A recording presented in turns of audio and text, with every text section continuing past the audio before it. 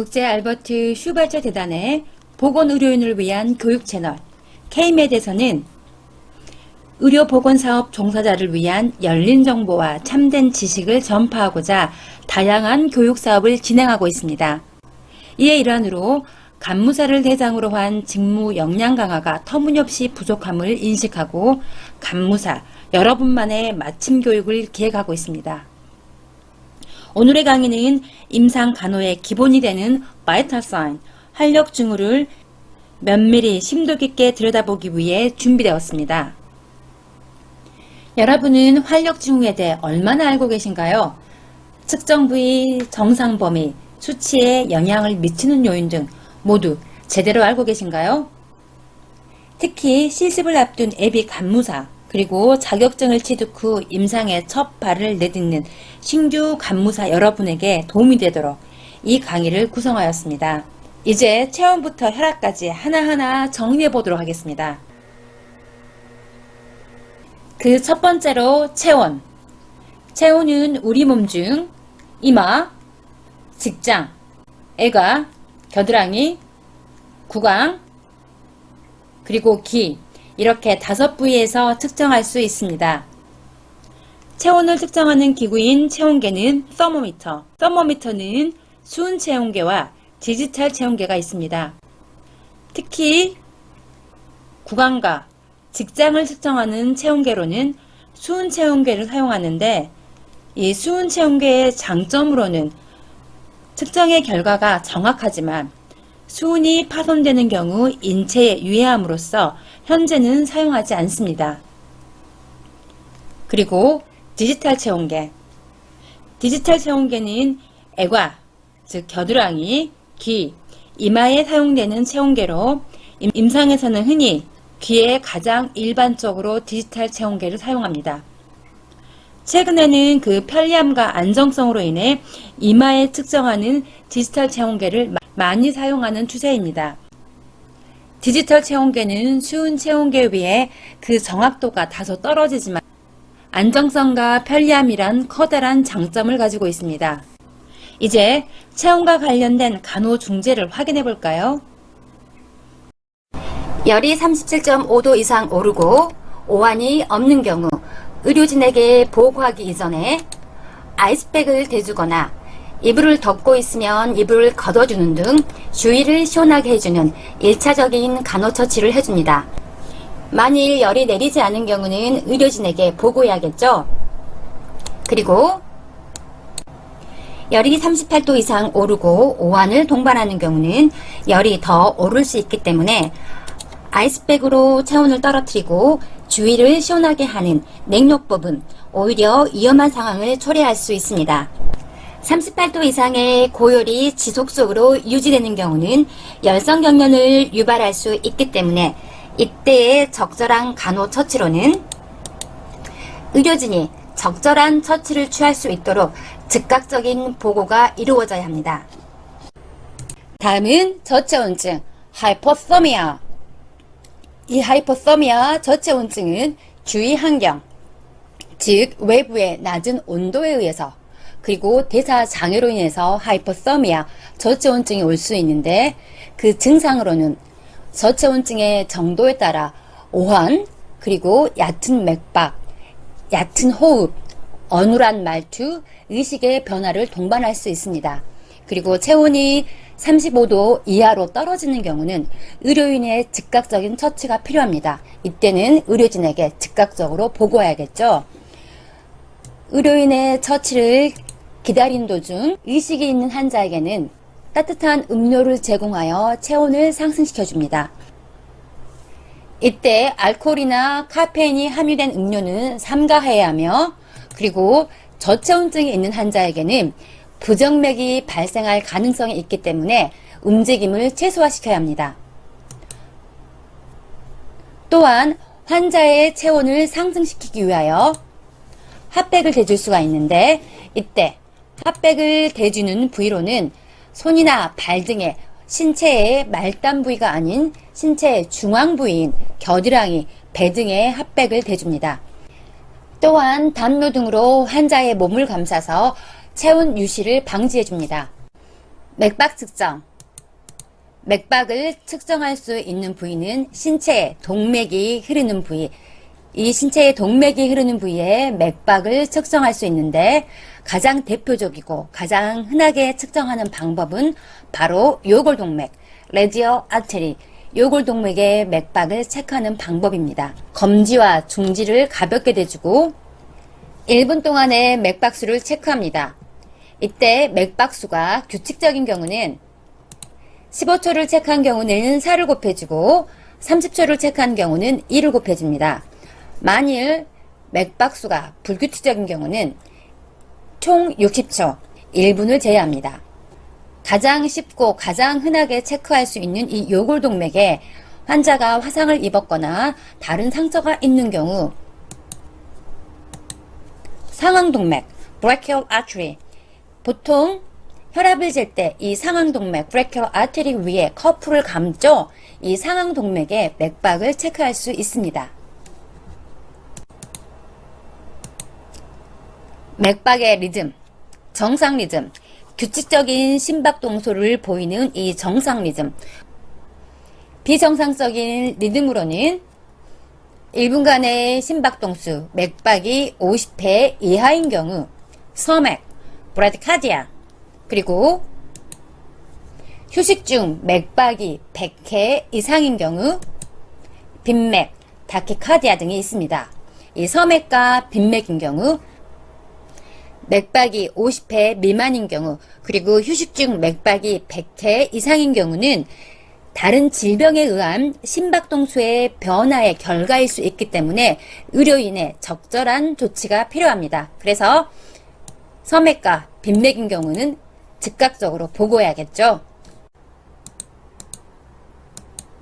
호흡 측정. 호흡은 산소를 받아들이는 흡기, 그리고 이산화탄소를 배출하는 호기, 즉 흡기와 호기의 과정으로 숨을 들이마시고 내뿜는 과정을 의미합니다. 이 호흡은 무의식적으로 행해지지만 환자 스스로 어느 정도는 숨을 참을 수 있기 때문에 자율적으로 조절이 가능합니다. 그래서 우리가 호흡을 체크할 때는 환자 스스로 호흡을 조절하지 않도록 환자가 인식하지 않는 상태, 즉 혈압을 측정하거나 맥박을 잴 때 호흡이 규칙적인 경우 15초를 체크하여 4를 곱하거나 30초를 체크하여 1을 곱하여 총 1분 동안의 호흡수를 측정합니다. 정상적인 호흡수는 1분간 보통 12회에서 20회 정도로 맥박 4회당 호흡 1회 정도의 양상을 보입니다. 그리고 빈호흡, 다키프니아. 빈호흡은 1분 동안 호흡수가 20회 이상인 경우, 그리고 호흡을 증가하는 경우는 우리가 식후, 정신적 충격이 있는 경우, 그리고 고열이 있는 경우, 혹은 혈중 이산화탄소가 증가하는 경우는 호흡이 증가할 수 있습니다. 그래서 호흡을 측정할 때는 꼭 환자가 안정된 휴식 상태에서 호흡을 측정해야 합니다. 다음은 서호흡, 브랩니아. 호흡이 1분당 12회 이하인 경우, 호흡에 영향을 주는 약물, 마취제나 마약성 진통제를 복용하는 경우는 호흡을 억제할 수 있기 때문에 특히 수술 후 환자나 몰핀 등을 투여한 환자에게는 꼭 60초, 1분 동안의 호흡수를 측정해야 되고, 만일 수술 후 환자나 몰핀 등 마약성 진통제를 투여한 환자에게 소호흡 증상을 보이는 경우는 투약을 연기하거나 즉각적인 의료 조치가 필요하기 때문에 즉각적으로 보고해야 합니다. 빈호흡, 타키프니아가 단순히 호흡 횟수가 1분에 20회 이상으로 비정상적으로 증가하는 경우를 의미하면, 과호흡, 하이퍼프니아. 하이퍼프니아는 호흡의 횟수와 호흡의 깊이가 모두 증가하는 경우를 의미합니다. 일반적으로 하이퍼프니아, 과호흡은 운동시, 그리고 호흡기 질환이 있는 경우, 빈혈 혹은 출혈 등이 있는 경우 이 과호흡, 하이퍼프니아 증상을 동반합니다. 그리고 호흡곤란, 디스프니아. 이 디스프니아는 과다호흡과 비노업을 나타내며 청색증, 사이아노시스를 동반할 수 있습니다. 그래서 호흡곤란이 있는 경우 청색증을 보이며 피부가 차고 축축해진 경우는 즉각적으로 의료인에게 보고를 해야겠죠. 그리고 호흡 양상, 정상호흡, 그리고 과호흡, 임종시호흡. 이 임종시호흡을 체인스톡 호흡이라고 하는데, 이 체인스톡 호흡은 불규칙적인 호흡, 즉 깊고 얕은 호흡, 그리고 무호흡이 반복되다, 호흡이 정지한 상태를 의미합니다. 즉 얕은 호흡, 무호흡, 그리고 얕은 호흡이 반복되다 호흡이 정지하여 사망에 이르게 됩니다. 혈압 측정. 혈압을 측정할 때는 휴식 중 안정된 상태에서 혈압을 체크해야 되는데, 팔뚝의 위치는 바로 심장 높이가 되도록 하고, 이 상앙동맥 위에 커프를 감고 혈압을 체크합니다. 이때 힘을 주거나 말을 하게 되면 압력에 의해 혈압 수치가 변동할 수 있습니다. 그리고 진단 목적으로 혈압을 체크하는 경우는 아침 시간에는 혈압이 다소 상승할 수 있습니다. 아침 시간에, 즉 동일한 시간에 일주일 정도 혈압을 체크하여 고혈압 여부를 진단합니다. 저혈압, 하이퍼텐션. 저혈압 시 기본 간호 중재로는 다리를 머리보다 높게 해주는데, 이는 하지의 혈액을 심장으로 보내 혈류를 증가시켜 혈압을 상승시킵니다. 이는 혈액량이 많고 혈관 내관이 좁을수록 혈압이 상승하기 때문입니다. 저혈압과 반대로 고혈압, 하이퍼텐션인 경우는 머리를 올려주는데, 이 머리를 올려줌으로써 뇌혈관으로 가는 혈액량을 감소시켜 혈압을 떨어뜨리기 위함입니다. 이렇게 기본 간호 중재에도 혈압이 정상적으로 복귀하지 않는 경우는 즉각적인 보고가 이루어져야겠죠. 산소 포화도 측정. 산소 포화도를 측정하는 기구는 펄스 옥시미터. 이 펄스 옥시미터에 손가락 끝을 대고 수치를 체크합니다. 이 왼쪽에 나와 있는 SpO2, 산소 포화도를 의미하죠. 이 산소 포화도가 99%네요. 그리고 오른쪽 수치 PR. 이 수치는 PR은 pulse rate, 즉 맥박을 의미합니다. 그리고 BPM은 beat per minute, 1분당 심박동수를 의미하죠. 그래서 왼쪽의 SpO2는 산소 포화도, 그리고 오른쪽의 수치는 맥박. 이 두 수치를 혼동하시면 안 됩니다. 측정 시 주의사항. 만일 환자가 손톱에 매니큐어를 칠한 경우는 정확한 수치를 얻기 어렵기 때문에 꼭 아세톤으로 매니큐어를 지우고 산소 포화도를 측정하셔야 됩니다. 그리고 산소 포화도를 측정하기 위해서는, 즉 정확한 수치를 얻기 위해서는 펄스미터에 손가락 끝을 대고 최소 30초 이상 기다리셔야 합니다. 그리고 산소 포화도를 측정하는 동안은 환자의 손을 잡으면 안 됩니다. 그리고 쇼크 환자나 저체온증 환자, 즉 손끝이 차가운 환자는 수치가 부정확할 수 있습니다. 그래서 손끝이 차가운 환자는 양쪽에 측정을 하고, 양쪽 모두 측정이 불가한 경우는 손끝이나 발끝 대신 귓볼에 산소 포화도를 측정할 수 있습니다. 그리고 여기에서는 99%, 산소 포화도가 99%죠. 굉장히 정상적인 수치인데, 산소 포화도의 정상 수치는 일반적으로 95% 이상. 하지만 만성 폐쇄성 폐질환 COPD 환자에게서는 95% 이하가 정상인 경우도 있습니다. 산소 포화도 측정. 산소 포화도를 측정하는 기구는 펄스 옥시미터. 이 펄스 옥시미터에 손가락 끝을 대고 수치를 체크합니다. 이 왼쪽에 나와 있는 SpO2, 산소 포화도를 의미하죠. 이 산소 포화도가 99%네요. 그리고 오른쪽 수치 PR, 이 수치는 PR은 pulse rate, 즉 맥박을 의미합니다.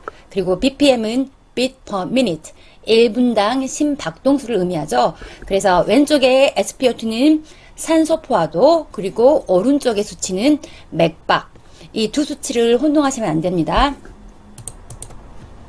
측정 시 주의사항, 만일 환자가 손톱에 매니큐어를 칠한 경우는 정확한 수치를 얻기 어렵기 때문에 꼭 아세톤으로 매니큐어를 지우고 산소 포화도를 측정하셔야 됩니다.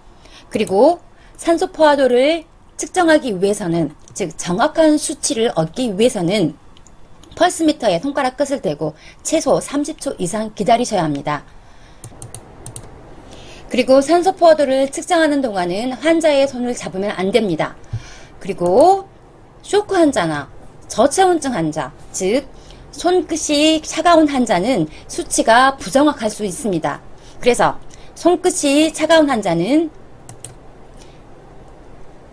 양쪽에 측정을 하고, 양쪽 모두 측정이 불가한 경우는 손끝이나 발끝 대신 귓볼에 산소 포화도를 측정할 수 있습니다. 그리고 여기에서는 99%, 산소 포화도가 99%죠. 굉장히 정상적인 수치인데, 산소 포화도의 정상 수치는 일반적으로 95% 이상. 하지만 만성 폐쇄성 폐질환 COPD 환자에게서는 95% 이하가 정상인 경우도 있습니다.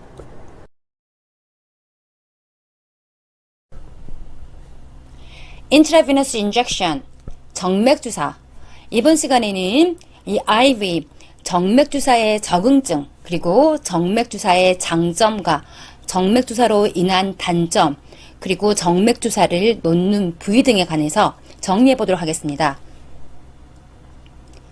우리가 IV, 정맥으로 약물을 주입하는 경우는 우리가 신속한 효과를 기대하는 경우, 항생제나 진통제, 안정제 등을 경구나 근육주사로 주입하는 경우 신속한 효과를 기대할 수가 없죠. 하지만 정맥주사로 이 약물을 주입하는 경우는 신속한 효과를 기대할 수 있습니다. 그래서 응급 상황에서 이 정맥주사가 유용하고, 또한 수액이나 영양제, 혈액증을 정맥주사로 주입을 하죠.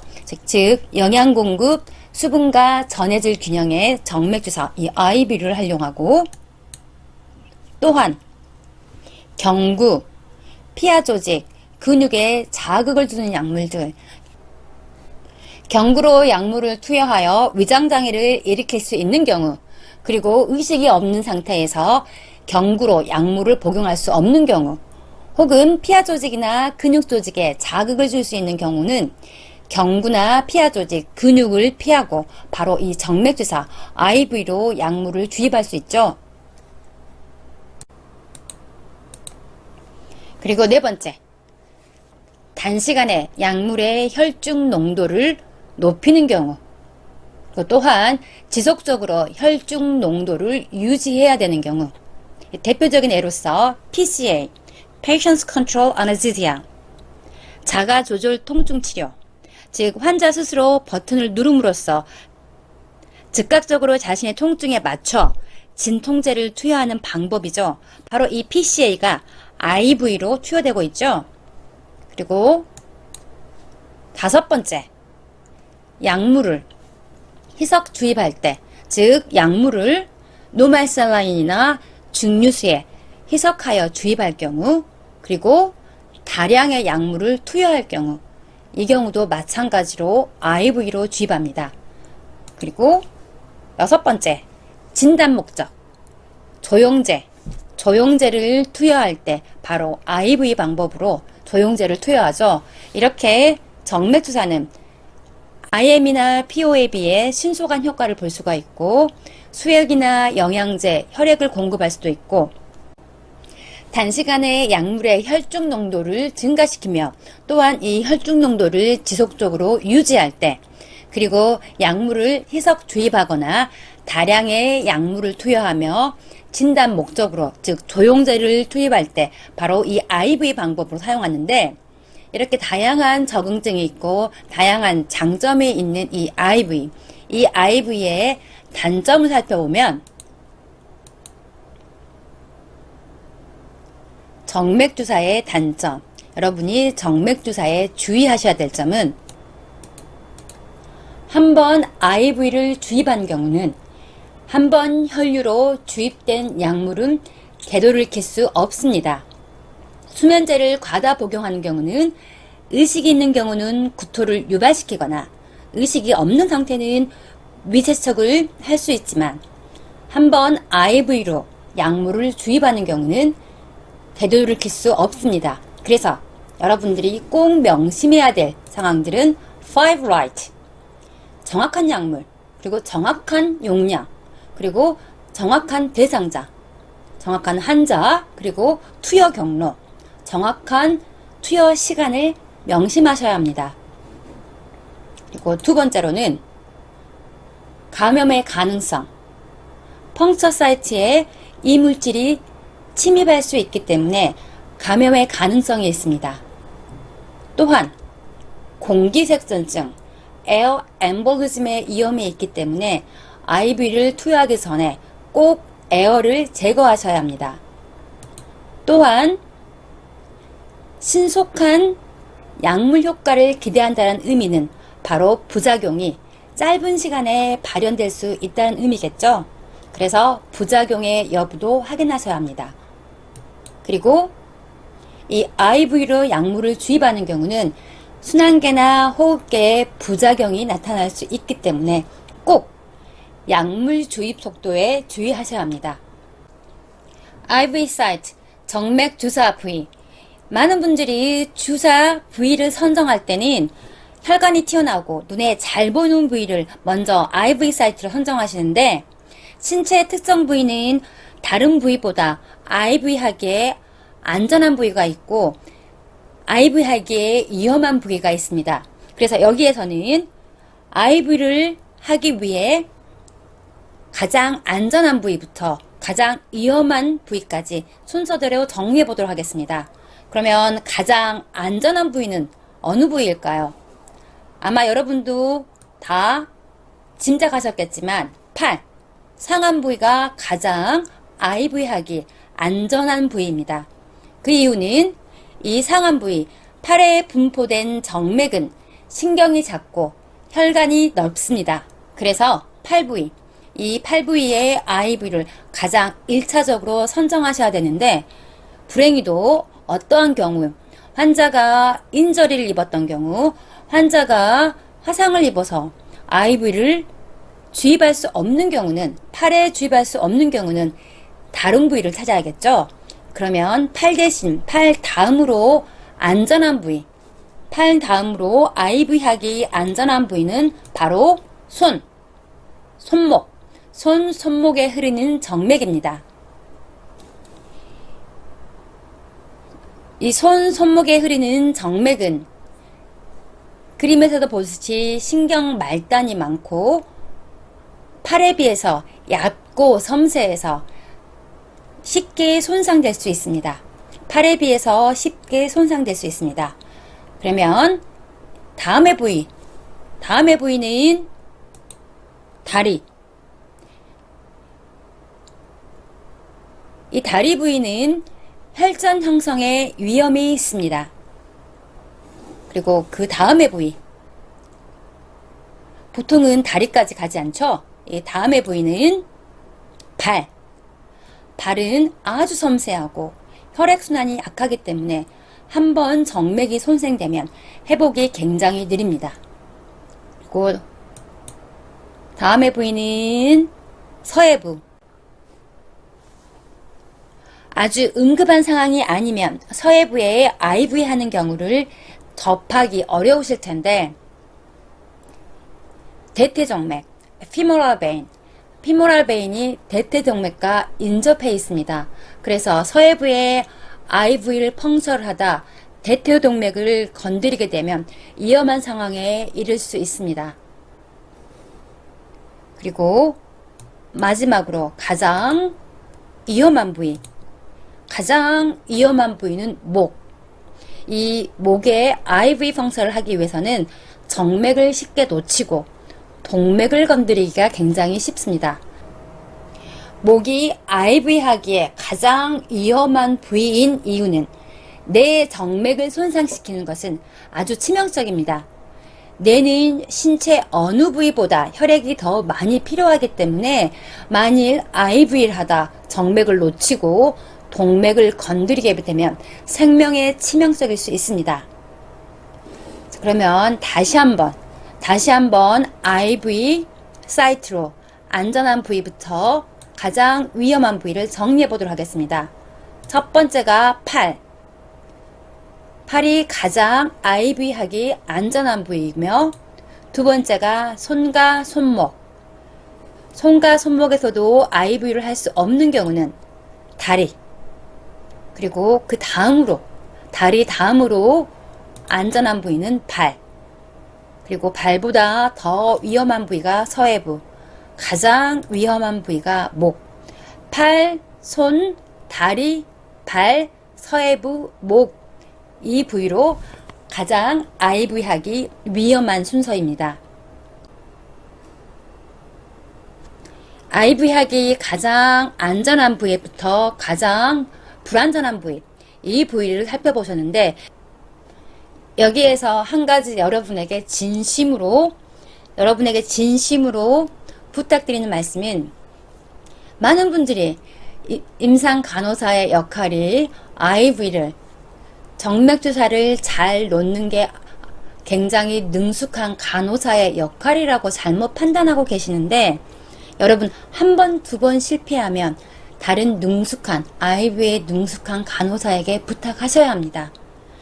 그래서 최소한 건강한 다른 정맥을 유지할 수 있도록 도움을 주셔야 합니다. 실제 임상에서 IV가 성공할 때까지 2번, 3번, 4번, 심지어 5번까지 환자와 팔을 찌르는 경우가 있습니다.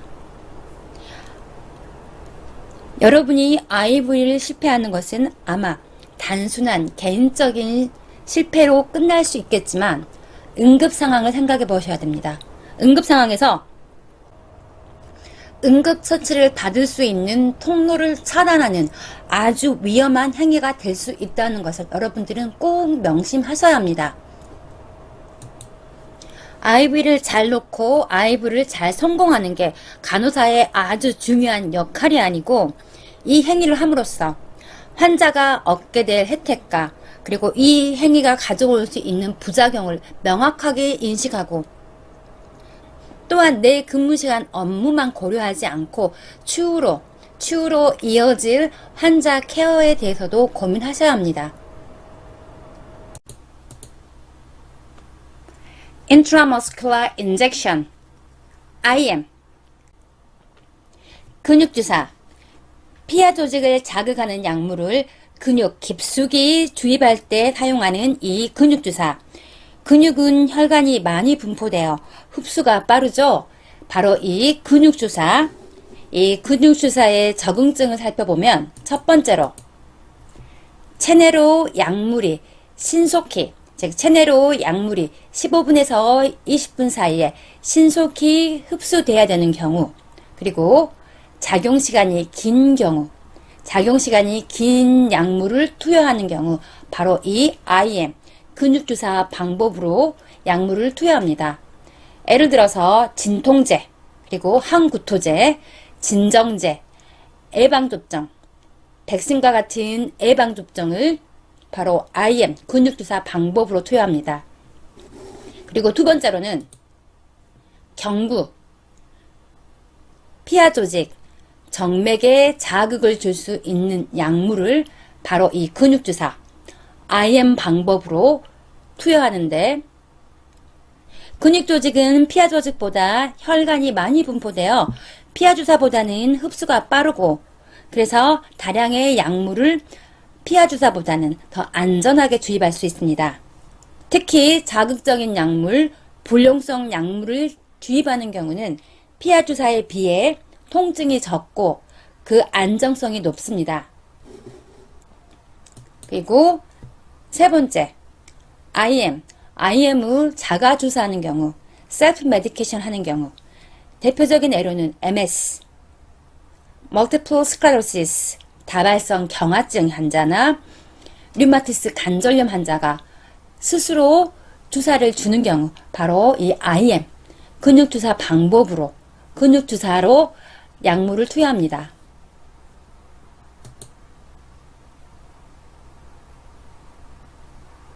그러면 이 근육주사의 부작용을 살펴보도록 하죠.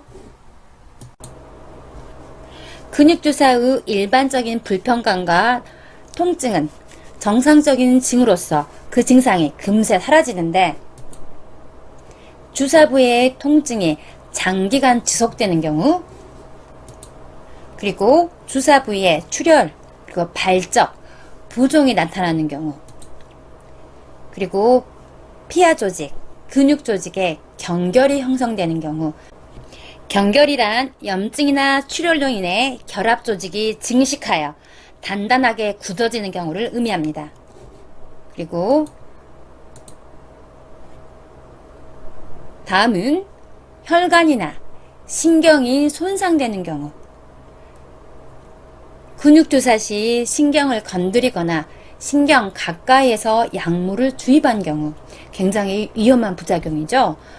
예를 들어서 자골신경이나 대퇴신경을 건드린 경우는 최악의 상태에서는 다리 마비 증상을 볼 수가 있고, 요골신경을 건드리는 경우는 손과 팔에 마비가 올 수 있습니다. 굉장히 무서운 부작용이죠. 그리고 근육주사의 부작용으로 알레르기 반응이 나타날 수 있습니다. 즉 호흡곤란이나 안면부종이 나타날 수 있습니다. 이렇게 근육주사의 부작용, 즉 주사 부위에 지속적인 통증이 나타나고 주사 부위에 출혈과 발적, 부종이 있고 피하 조직, 근육 조직에 경결이 형성되는 경우, 그리고 혈관과 신경이 손상되는 경우, 그리고 근육주사로 인해 알레르기 반응이 나타나는 경우는 즉각적으로 의료인의 적절한 조치가 필요하겠죠. 이제 근육주사를 주입할 수 있는 근육이 발달된 신체의 부위를 살펴보도록 하겠습니다. 첫 번째로 삼각근, 상완 부위, 상박근에 근육주사를 주입하는 경우, 이 삼각근 이 부위는 혈관이 많이 분포되어 약물을 빨리 흡수할 수 있습니다. 하지만 주의하실 사항은 이 삼각근 근육, 이 삼각근 근육에 약물을 주입하실 경우 이 팔에 흐르는 신경이 바로 요골신경이죠. 요골신경과 가까워서 요골신경을 건드릴 수 있기 때문에 특별히 주의하셔야 합니다. 삼각근에 IM을 할 수 있는 대상은 성인으로서 소아, 어린아이에게는 금지되어 있습니다. 이 삼각근, 이 부위는 근육이 작고 아직 소아에게는 이 근육이 발달되어 있지 않기 때문에 이 삼각근에 IM을 할 수 있는 대상은 성인으로서 이 삼각근은 최대 약물 주입량이 1mm로 아주 소량만 투여가 가능합니다. 그리고 보통 이 부위에는 예방접종 시 백신을 주입할 수 있습니다. 다음의 주사 부위는 허벅지 부위, 대퇴의 외측강근. 이 부위는 성인과 영아 모두에게 발달되어 있는 부위로서 주요 신경과 혈관을 피할 수 있는 커다란 장점이 있습니다. 그리고 이 부위에는 다량의 약물 투여가 가능한데, 이는 이 부위가 근육 분포가 많고 지방 조직이 얇기 때문입니다. 그리고 이 부위에는 15개월 미만의 영아에게 근육 주사를 주입할 수 있습니다. 그리고 다음의 부위는 둔부의 복면. 이 부위는 주요 신경과 혈관이 떨어져 있고 근육이 깊어 가장 근육 주사하기 안전한 부위입니다. 성인이나 7개월 이상의 아이에게 이 부위에 근육주사를 주입할 수 있는데 이 부위에 용량이 많고 점도가 높은 항생제를 투여할 수 있고 또한 자극적인 약물을 투여할 시 바로 둔부의 복면, 이 부위를 선호합니다. 그리고 다음의 부위는 둔부의 배면, 이 부위에 근육주사를 투여하는데 이 둔부의 배면, 이 부위는 혈관 분포가 작아 약물의 흡수 속도가 가장 느린 부위입니다. 이 부위는 약물의 흡수 속도가 가장 느린 부위로서 성인이나 3세 이상 아동에게만 이 부위에 근육주사를 투여할 수 있습니다. 즉, 걸음마 이전의 영아에게는 둔부의 배면, 이 부위에 근육주사를 주입하는 게 금지되어 있는데 이는 걸음마를 시작하기 전 영아의 엉덩이 근육이 발달하지 않고 주로 피하지방으로 분포되어 있기 때문입니다. 그리고 좌골신경, 큰 혈관, 뼈조직 손상이 되지 않도록 특별한 주의를 기울여야 합니다. 다음의 부위는 대퇴직근. 이 부위는 주로 자가주사, 셀프 인젝션 시 사용되는 부위입니다. 그러면 다시 한번 근육주사 IM 인젝션 부위를 정리해보면 첫 번째로 삼각근, 델토이드. 이 부위는 혈관 분포가 많아 흡수가 가장 빠른 부위입니다. 하지만 소아는 아직 근육이 발달되지 않아 이 부위를 사용하지 않고 최대 1mm만 주입 가능합니다. 주로 예방접종 시 사용되는 부위이고 특히 삼각근에 인젝션을 하는 경우는 요골신경을 건드리지 않도록 주의하셔야 됩니다. 그리고 다음의 부위는 외측간근과 대퇴직근, 즉 대퇴부에 주사를 놓는 경우는 이 두 부위는 셀프 인젝션, 자가주사에 사용되는 부위입니다. 특히 외측간근은 주요 신경과 혈관을 피할 수 있다는 장점이 있습니다. 그래서 성인과 영아 모두에 바로 이 예측간근에 IM 주사를 주입할 수 있고 다량의 약물 투입이 가능합니다. 그리고 다음은 둔부의 복면, 우리가 흔히 말하는 엉덩이 주사. 둔부의 복면은 IM 주사하기 가장 안전한 부위입니다. 혈관과 신경이 떨어져 있고 근육이 깊습니다. 그래서 대용량의 약물 투여가 가능하고 점도가 높은 항생제나 자극적 약물 투여가 가능합니다. 다음은 둔부의 배면. 둔부의 배면, 이 부위는 약물 흡수 속도가 가장 느린 부위입니다. 약물 흡수 속도가 가장 빠른 부위가 삼각근이면 약물 흡수 속도가 가장 느린 부위가 바로 이 둔부의 배면입니다. 그리고 걸음마 이전의 영아는 근육이 발달하지 않아 이 부위에 IM 주사를 하는 것을 금지하고 있고 이 부위에 주사하는 경우는 신경과 혈관 조직의 손상을 피해야 합니다.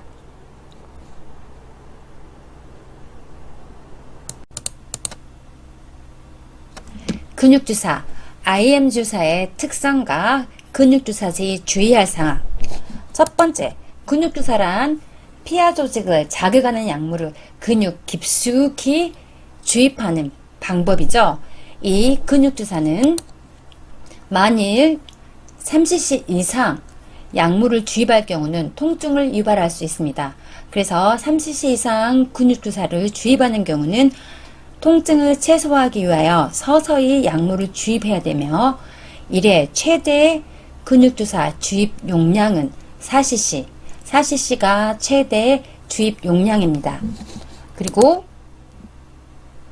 주사 부위 선정에 있어서 가장 안전한 부위와 근육이 가장 발달된 곳을 먼저 1차적으로 우선적으로 선정하셔야 됩니다.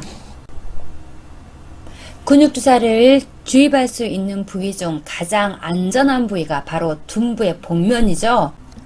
그래서 가능한 한 둔부의 복면을, 가장 안전한 둔부의 복면을 1차적인 근육주사 부위로 선정하셔야 되며 만일 반복적으로 근육주사를 시행해야 될 경우 동일한 부위에 근육주사를 시행하는 경우는 주사 부위가 딱딱해지는 경화 현상이 발생될 수 있습니다. 이를 예방하기 위해서는 주사 부위를 교체하셔야 합니다.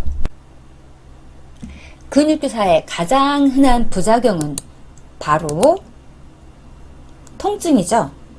그러면 어떻게 하면 이 근육주사로 인한 통증을 경감할 수 있을까요? 통증을 최소화하기 위한 방법으로는 주사 부위의 근육 상태와 약물 특성을 고려하여 가능한 한 가장 가늘고 가장 작은 니들, 그리고 적절한 길이의 니들을 선택해야 합니다. 그리고 만일 자극성이 있는 약물을 주입할 경우는 이 약물이 니들 주위에 묻지 않도록 주의해야 됩니다. 이를 위하여 약통에서 약물을 뽑은 이후 니들 주위에 약물이 묻지 않도록 새로운 니들로 교환합니다. 또한 단단하거나 덩어리가 있는 부위는 피해야겠죠. 가능한 한 건강하고 이완된 근육을 찾아 근육주사를 주입합니다.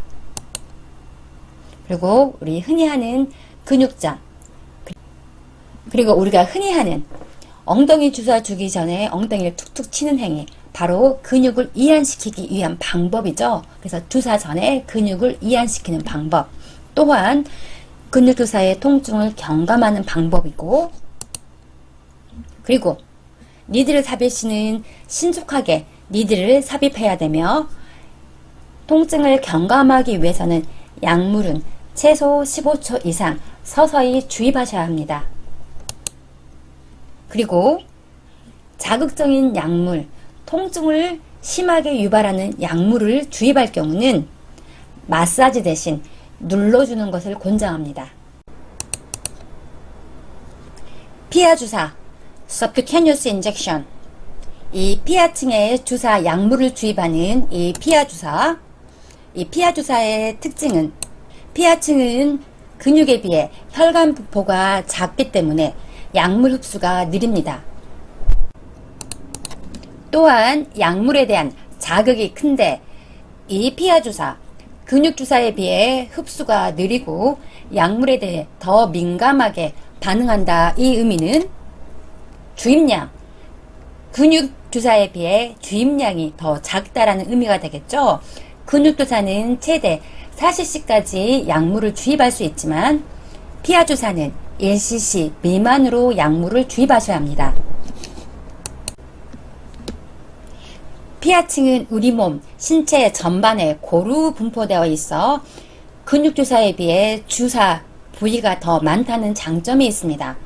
그러면 이 피하 주사, 이 피하층에 주사를 놓을 수 있는 경우는 우리가 흔히 인슐린, 그리고 헤파린 등의 혈액 응고제를 바로 이 피하 주사, subcutaneous, 피하층에 약물을 주입할 수 있습니다. 그러면 이 피하 주사를 놓을 수 있는 부위는 우리 몸 전반에 걸쳐 분포된 피하층 중 일반적으로 복부, 그리고 팔 부위, 이 허벅지, 이 부위에 약물을 주입할 수 있습니다. 그러면 우리가 피하 주사, 특히 이 피하 주사의 주의사항, 금기사항은 첫 번째로 동일한 부위에 반복적으로 주사하지 않고, 그리고 주사 후 마사지하지 않습니다. 만일 동일한 부위에 반복적으로 주사를 하는 경우는 그 주위가 딱딱해지는 조직의 경화 현상이 발생할 수 있고, 다시 주사할 경우 약물 흡수에 지장을 받을 수 있습니다. 그래서 주사 부위를 변경함으로써 피하 지방의 경화 현상을 예방할 수 있습니다. 이 왼쪽 그림에서도 보듯이 복부, 팔 부위, 허벅지, 이 부위를 번갈아 가면서 교대로 약물을 주입하셔야 합니다. 그리고 인젝션 후 마사지하지 않는다. 이 피하 주사는 인젝션 후 마사지를 하게 되면, 특히 인슐린을 주입한 경우 인슐린이 빨리 흡수가 돼 저혈당을 초래할 수 있습니다. 그리고 혈액응고제, 헤파린 등의 혈액응고제는 약성분이 주사 부위에 피를 멈추게 하는 혈액응고를 막아 혈종을 형성하게 할 수 있고, 약의 체내 흡수가 빨라져서 심한 경우는 출혈을 유발할 수 있습니다. 그래서 피하 주사 시 꼭 주의하셔야 될 상황들은 동일한 부위에 반복적으로 주사하지 않고 주사 후 마사지하지 않습니다. 이제 대표적인 피하 주사의 방법인 인슐린에 대해서 정리해 보도록 하겠습니다. 이 인슐린은 피하로 인슐린을 주입하여 혈류를 통해 체내로 이동시키는 주사 방법이죠. 그리고 인슐린을 주사하기 전에 먼저 체크하셔야 될 점은 혈당을 체크하셔야겠죠. 혈당을 체크 후 인슐린을 주입하기 위한 그 첫 번째 단계로는 주사 부위를 선택해야겠죠. 우리가 피하 주사를 줄 수 있는 부위, 대표적으로 복부나 팔이나 그리고 허벅지, 다리 부위가 있죠. 특히 이 복부 부위에 인슐린을 주사하는 경우는 인슐린이 가장 빠르게 혈류로 이동하는 부위입니다. 그래서 인슐린을 자가 주사하는 경우 가장 선호하는 부위가 바로 이 복부 부위입니다. 그리고 엉덩이 부위는 약물이 가장 느리게 혈류로 이동하는 부위입니다. 인슐린 주입에 가장 선호한 부위인 이 복부 이외의 부위로는 팔과 다리 부위가 있는데, 이 부위는 주사 부위가 넓지 않아 팔과 다리 부위에만 인슐린을 주입하는 방법은 바람직하지 않습니다. 복부, 팔, 다리 이 부위를 교체하여서 인슐린을 주사해야겠죠. 일부의 경우에는 팔과 다리 부위를 피하고 복부에만 주사하는 경우도 있습니다. 정기적으로 인슐린을 주입하는 경우는 인슐린 주사 부위를 선정하는 이 표가 있죠. 이 표를 참조하여 주사 부위를 선택하게 되면 다음의 단계로는 손위생, 인슐린을 주사하기 전에 손위생을 하고, 그리고 주사 부위를 보통 알코올솜으로 소독해 줍니다. 세 번째 단계, 정확한 양의 인슐린을 제어하는데 인슐린 단위는 유닛이죠. 만일 과량의 인슐린을 투여하는 경우는 저혈당 쇼크가 올 수 있기 때문에 정확한 양의 인슐린을 제어합니다. 그리고 이제 인슐린을 주입해야겠죠. 인슐린을 주입하기 전 주사 부위, 이 부위의 피부를 손으로 잡아주고, 다섯 번째, 니들을 삽입합니다. 니들 삽입 시 니들의 삽입 각도는 왼쪽 그림에서 보듯이 살집이 있는 일반적인 경우는 90도 각도로 니들을 삽입하고, 오른쪽, 만일 피하층이 두텁지 않는 경우, 몸이 마른 경우, 그리고 어린아이인 경우는 45도 각도로 니들을 삽입합니다. 그리고 여섯 번째, 인슐린을 주입하고, 일곱 번째로는 알코올솜으로 주사 부위를 닦아주는데, 이때 이 주사 부위를 문지르면 안 되겠죠?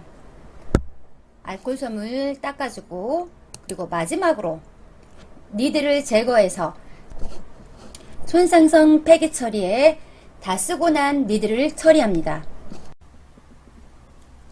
피내 주사, Intradermal Injection, ID. 이 ID 주사는 표피와 피하 조직 중간층인 이 진피에 약물을 투여합니다. 진피에는 혈관이 없기 때문에 흡수율이 매우 느립니다. 흡수율이 느리기 때문에 이 피내 주사로 약물을 아주 소량만 투여할 수 있습니다. 이 피내 주사를 투여할 수 있는 부위로는 점박의 내측, 그리고 흉곽의 상부, 상박의 외측, 등 상부 등이 있습니다.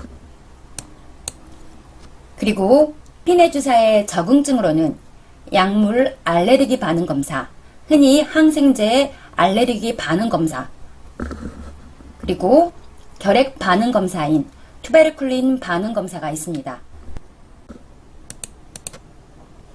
피부 반응 검사.